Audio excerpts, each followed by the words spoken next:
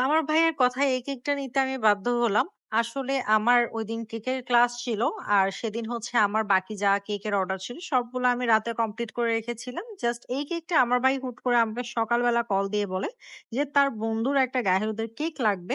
আর সেটা হচ্ছে আজকে সন্ধ্যার মধ্যেই দিতে হবে।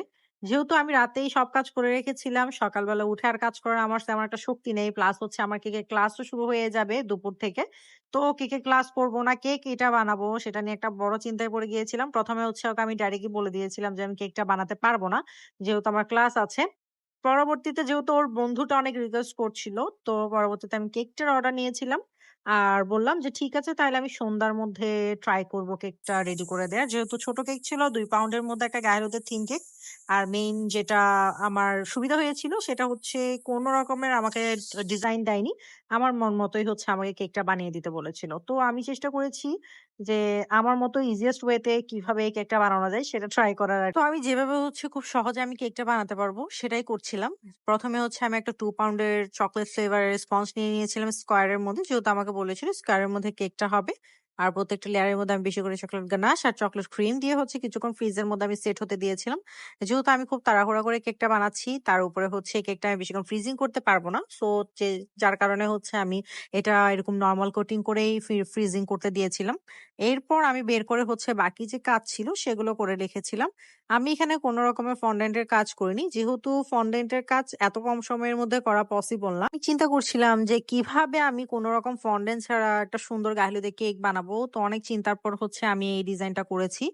আর আমি এখন কেকটা ভালোমতো ফ্রিজিং করে এরপর মেইন ফিনিশিং টা করছিলাম। মেইন ফিনিশিং এর জন্য আমি হোয়াইট কালারটাই চুজ করেছি। আসলে হোয়াইট কালারের মধ্যে দেখা যায় যে যেকোনো কালার কম্বিনেশন করে কেকটা খুব সুন্দরভাবে হচ্ছে ডেকোরেশন করা যায়।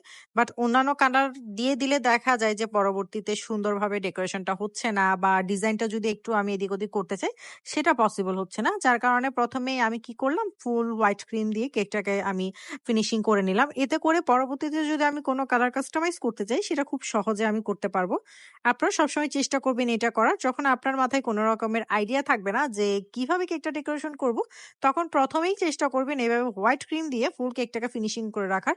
আর এরপর যদি আপনার মাথায় কোন রকমের ডেকোরেশন আসে তখন আপনি যেকোনো কালার দিয়ে কিন্তু খুব সহজেই এই হোয়াইটটাকে অন্য কালারে আপনি করে নিতে পারবেন। সেজন্যই আমি সবসময় কি করি যখন আমার মাথায় কোনো আইডিয়া থাকে না যে কোন কেক ডেকোরেশনটা করব বা কিভাবে ডেকোরেশনটা করব। তো ১ম এ আমি এভাবে ফিনিশিং করে রেখে দিই। এতে করে কাজটাও সহজ হয় আর আপনি চিন্তা করার জন্য একটু টাইমটাও পেয়ে যাবেন। আর কেকটাও হচ্ছে তাড়াতাড়ি ফ্রিজিং হয়ে যাবে বা ঠিকমতো সেট হয়ে যাবে আরকি। তো আমি এটা করার পর লাস্টে দিয়ে চিন্তা করলাম যে একটু অরেঞ্জ আর একটু ইয়েলো মিক্স করে একটা কালার কম্বিনেশন করি। দেখা যায় গায়ে হলুদের মধ্যে ইয়েলো